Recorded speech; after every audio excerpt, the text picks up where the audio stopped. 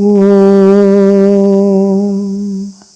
Jananim Sharadam Devim Ramakrishnam Jagadgurum Padapadme Tayo Shritva Pranamami Muhurmuhu.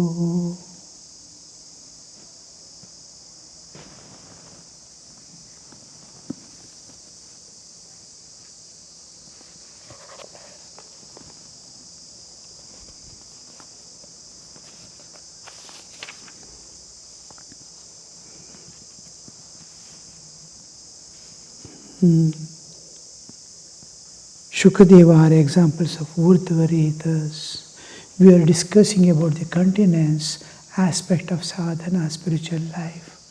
And we saw what is meant by brahmacharya in the householder's life, what is meant by brahmacharya in the sannyasi's life.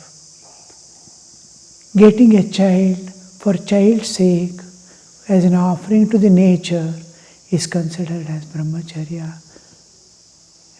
He has not deviated from continence. It is an offering to the nature, it's a great sacrifice. But before that, they have to do a lot of tapas to be able to keep the mind away from the bodily enjoyment awarenesses and get a child, and that child will be light to this world. So it is not you are giving a light to this world. Amidst blind people in darkness, you are creating a light. So it is considered householders. This is one of the yajnas. Pitru yajna, Deva yajna, Bhuta yajna, Rishi yajna. All these are the 5 yajnas that a householder is supposed to do. Pitru yajna is, Pitru rina is sacrificed. Pitru rina means debt. Father has given me birth, and that debt is repaid by having a child. This is totally, this rina concept doesn't come into picture. That is the debt a human has to repay. Deva, gods, he has to repay his debt for creating this nature and giving him a birth, a human birth in this nature. All other living beings are contributing to our life knowingly or unknowingly. And look at the plant which is giving us food. Everything, all lives are depending on these plants. So we have to give. And if all living beings are gone, man cannot survive. If man dies, if humanity is erased, all others will flourish very nicely, more than what they are flourishing now. Man cannot live without the nature, without these things. Every being can live without man. But man is the only thing who can realize God. None of this can realize God. So we have debts to pay to this nature in the form of life. Bhuta yajna. I have debts to pay. How will I pay? I will take care of nature. I will not harm nature by any means. Even a tree to cut for my own use, how much I have to pray and pray for that tree and plant another at least 10 trees before I cut that and see that they grow nicely to fulfill the nature's demands. So Bhuta yajna, wherever it is possible for you, a farmer is supposed to feed all the living beings. A part of his produce alone is his. One part goes to the birds and animals. One part will go to his own family, people, relatives who are in a lower stage and helpless. One portion will go to the king. One portion will be for the next crop to come up. So 5 divisions he does, and 1 division alone he has right. How much of sacrifice we have to do, you see. Similarly, I have been given birth, I have to give birth and keep that progeny. But good children, good family, who is a light to this world. That is possible. A tapasya before, calling on God, slowly decreasing the body identity, and then begetting a child as an offering to this nature is considered always as brahmacharya and yajna. It is honored. That's why begetting children is considered in our shastras as an act of manifestation of divinity in case of householders, provided he never uses it for enjoyments, sense pleasures. So it's a divine act. It is considered as a divine act, begetting child. So that much, so no more. Like that, we have, what I am telling is how important, how the saints look. Oh, he has got a child. What tapasya could have done? How he must have offered himself to God. Oh, before the child is born, when they go and bow down to the sages, gurus for permission, elders for permission, do some tapas, go to some sacred places, live there for some time, fasting for a day, walking long distances, offer argyas in the morning and evening for sun and moon. All this will purify their soul. And that is how Hinduism is brought up.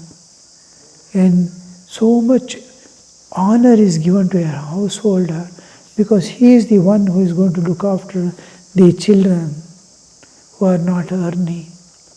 He has to expend, he has to earn and expend on so many people, dependents who are not earning. Children, they are not earning. Sadhu sannyasis, they are not earning. Handicapped people, they are not earning. Old age people, they are not earning.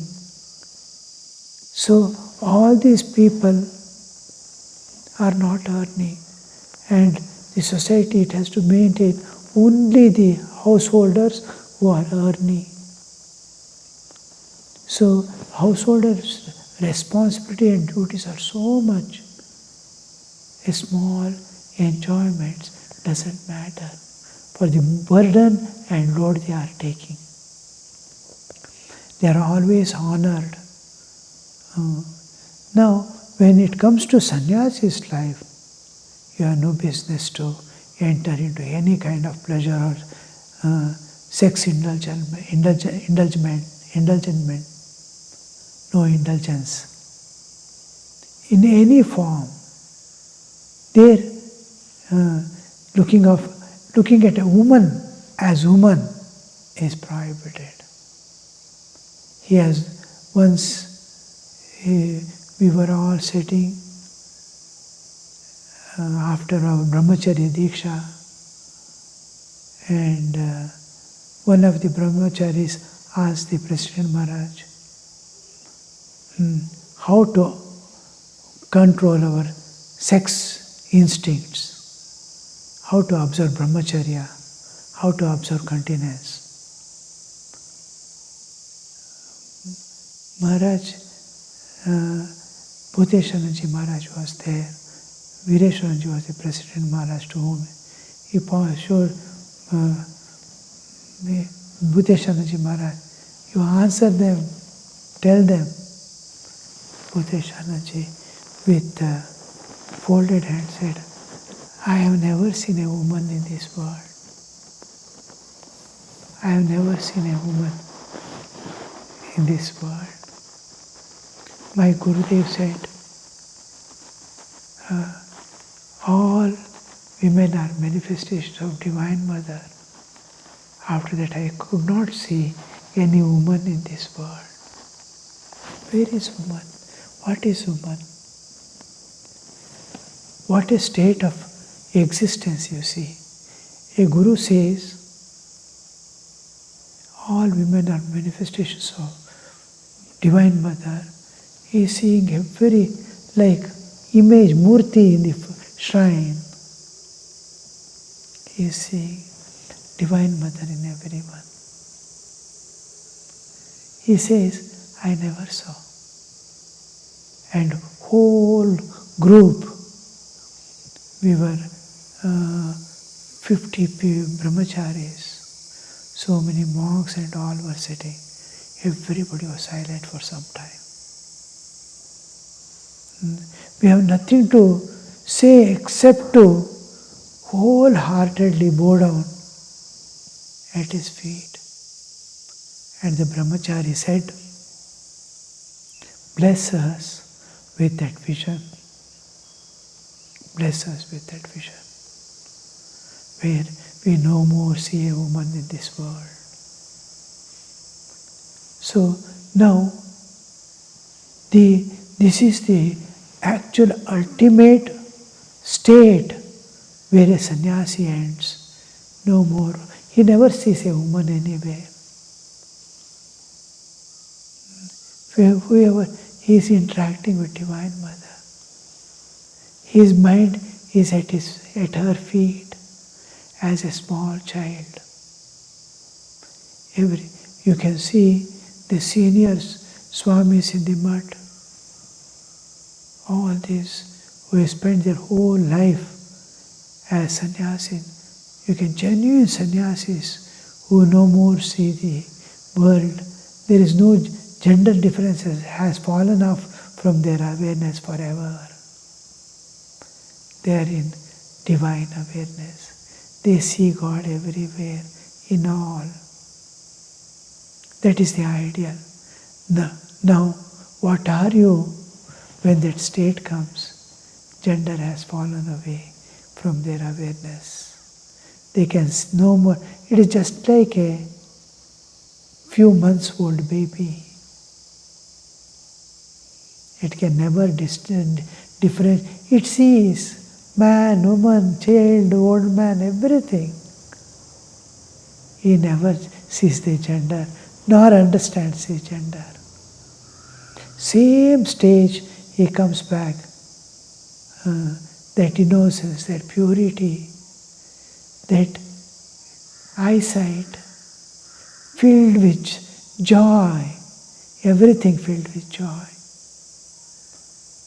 So that is the ultimate stage where we reach. Before that, lot of struggle he passes through, because it is a nature's drive. He doesn't know how to handle. He prays, he weeps. Any small impulses in mind or body, he is afraid. Oh, any calamity is going to happen to me. Protect me, Lord, protect me, Lord. Runs to the, Yatisharanji used to say, if you get a bad thought by any means, to our sannyasis and brahmacharis, run to the bathroom and pour a bucket of cold water on you. Like that. Any thought, run to the shrine and seek help from God. So all that, somehow he protects himself, not allowing himself to be carried away by the sex impulses. Then the energy that is preserved is converted into a higher spiritual energy, and it is called ojas. When sexual energy is preserved, because it is not something that it's a consciousness in you, it's going to flow out. In men, the semen is it is consciousness enclosed in matter. It is like a capsule containing consciousness, Chaitanya. Chaitanya is broken. In case of women, the egg that formed is matter pervaded by consciousness. Pervaded, like a chalk piece put in water or ink. Every particle is pervaded by that ink or water. This is egg. But sperm is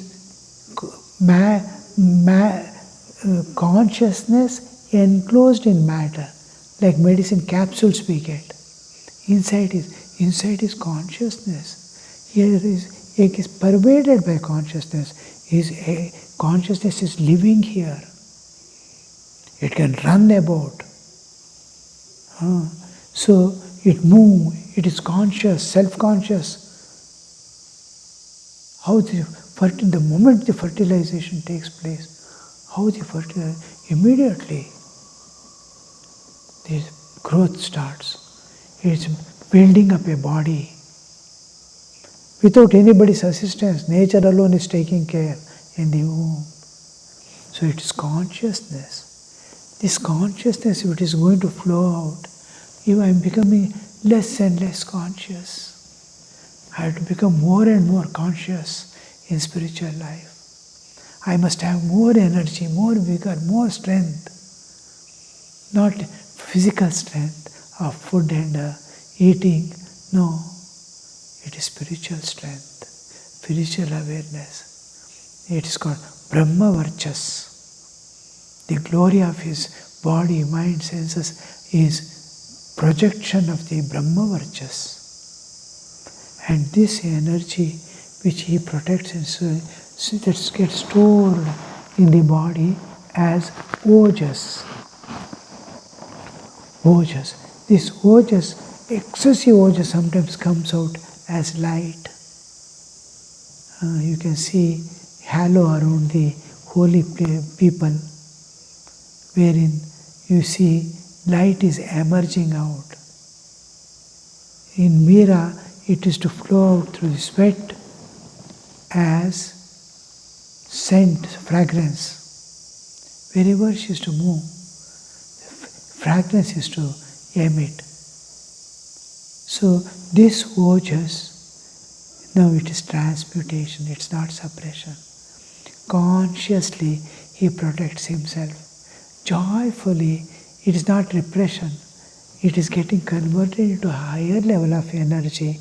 It's called transmutation of sexual energy. And this slowly raises you to the higher levels of consciousness. We are passing through 3 levels of consciousness every day. Waking, dreaming and deep sleep. 3 levels of consciousness we are passing through. Not related to each other. When you are in dream world, you are entirely different. You are not related to waking state or waking body. Your physical body you don't have. You are in a different dimension. Waking state, when you come, you are entirely different. You are identified with body, you are seeing a world. When you enter into deep sleep, another state. All these are different levels of consciousness. The soul is, and the soul means the individual consciousness is passing through waking, dreaming and deep sleep every day, identifying with different body. In waking state, he identifies with physical body and becomes aware of this world. In dream, this world also disappears, bodily existence also disappears, he is identified with the dream body and is experiencing the dream world. From there, his identity again breaks, separates from the dream body. He leaves the dream body and mind and senses and goes to deeper sleep. Sushupti, deep sleep. In deep sleep, he identifies himself with nothingness. There is nothing. With that nothingness, he identifies. Absence of all things. He alone is there, leaving all memories, everything. he has become a bindu. Knowledge, identity, everything is left in the Karana Sharira. Then he expands in the universal consciousness every day. Now we are going lower and lower and lower levels of consciousness and expanding. But there is, you will not know who you are, you will not know you have enjoyed the great peace being one with God, you will not know. Again you come out, the same fool has come out, emerged out. Same fool again is entering into sleep, separating from his foolishness, becoming purified, becoming one with God, again emerging one by one covers he is wearing. Last he wears this body also and becomes like a beggar in this world. Every day we are passing through this. Can you enter higher levels of consciousness? A more freedom than waking state. What is the difference between dream state and waking state? Dream is absolutely unreal when you wake up. Like that, higher levels of consciousness. We have 7 levels of consciousness. Bhubhu Swaha Mahajana Tapa Satyam.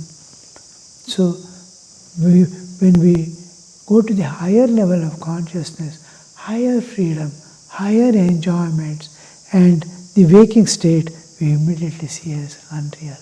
Oh, I was in an unreal world. It was another dream world, like dream world.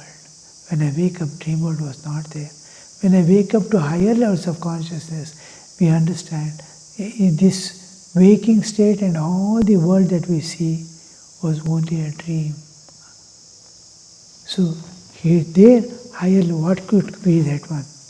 Now, this preserved energy makes me enter into higher levels of consciousness. This sexual energy which is stored and become ojas is the energy with which I pass through all the chakras, Mooladhara, Swadhisthana, Manipura.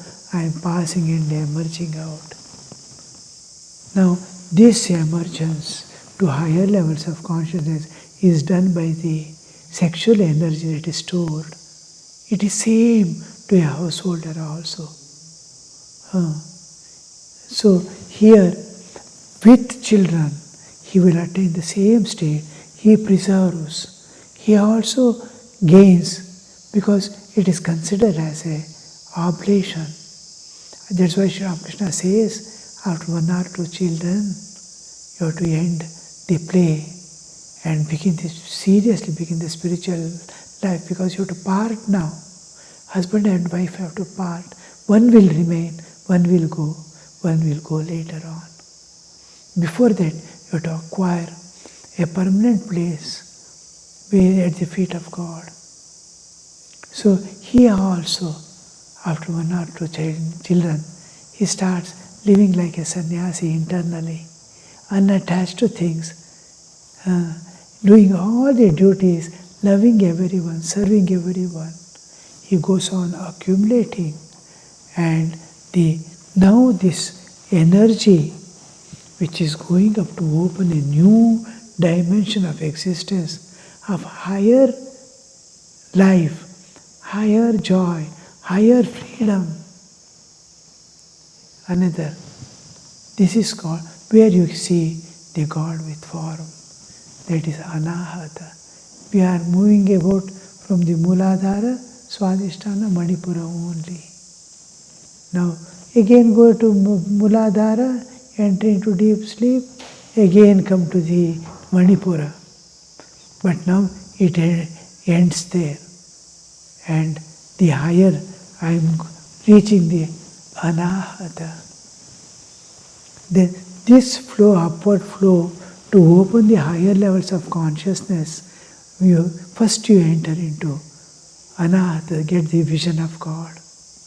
For this vision of God, what energy is helping you was that ojas. And this is called Urdhvaretas, a upward movement of the sexual energy Downward flow is different. Upward is transmutation.